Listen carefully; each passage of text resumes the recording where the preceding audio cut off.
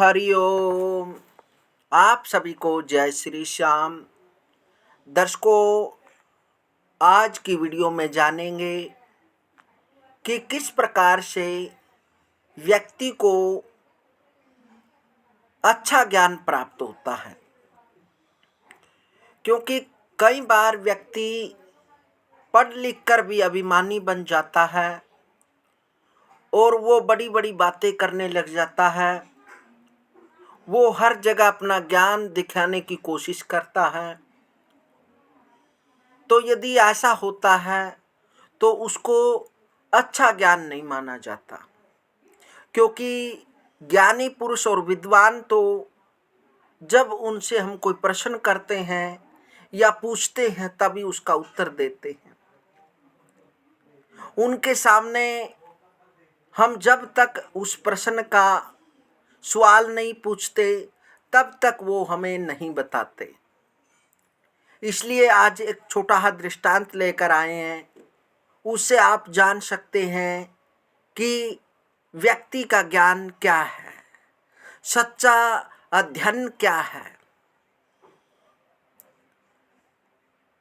एक विद्वान ब्राह्मण एक धर्मात्मा नरेश के यहाँ पहुंचे।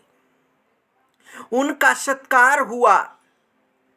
ब्राह्मण ने कहा, राजन, आपकी इच्छा हो तो मैं आपको श्रीमद् भागवत श्रवण कराऊं। नरेश ने उनकी ओर देखा और बोले, आप कुछ दिन और श्रीमद् भागवत का अध्ययन करके आवें। बहुत बुरा लगा ब्राह्मण को। वे उठकर चले आए, परंतु उन्होंने श्रीमद् भागवत का अध्ययन छोड़ा नहीं। पूरा ग्रंथ कंठस्थ करके वे फिर नरेश के पास गए, किंतु उन्हें फिर वही उत्तर मिला, आप कुछ दिन और श्रीमद् भागवत का अध्ययन करें। एक बार, दो बार, तीन बार ब्राह्मण को यही उत्तर राजा देते रहे। जब भी वे उनके यहाँ गए, अंत में वे निराश हो गए। अचानक श्रीमद् भागवत का पाठ करते समय वैराग्य बोधक श्लोकों पर उनका ध्यान गया। उनके चित्त ने कहा, छी, मैं एक तुच्छ नरेश के यहाँ बार बार लोभवश जाता हूँ और साक्षात श्री कृष्ण स्वरूप अनंत दयामय श्रीमद् भागवत मेरे सामने हैं। उनकी शरण में मैं नहीं लेता। ब्राह्मण तो अब श्रीमद् भागवत के पाठ में ही तन्मय हो गए। बहुत दिन बीत गए और ब्राह्मण नहीं आए।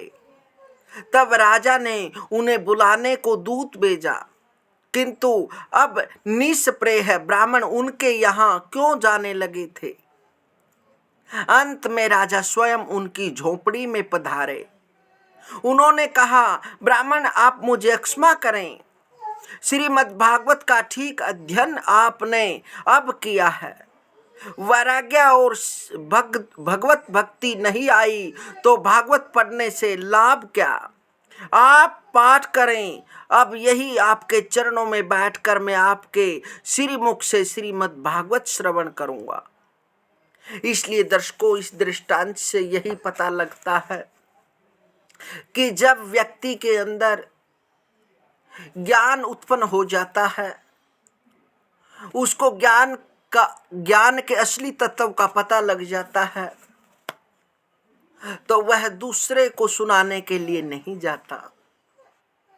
वह स्वयं ही उस परम पिता परमात्मा की भक्ति में विलीन हो जाता है और उसी में वह सुख ढूंढता रहता है। और जो इस संसार का सुख होता है उसको वो प्राप्त ही हो जाता है। इसलिए ज्ञान को सुनाने के लिए किसी के पास नहीं जाए। यदि आपको असली ज्ञान हो गया है तो ये संसार लोग आपके पास ही उस ज्ञान को सुनने के लिए आएंगे। ये व्यक्ति की भूल होती है। वो दूसरों में सुख ढूंढता फिरता है। वो सुख तो अपने पास ही है, लेकिन आप उसको खोजना नहीं चाहते।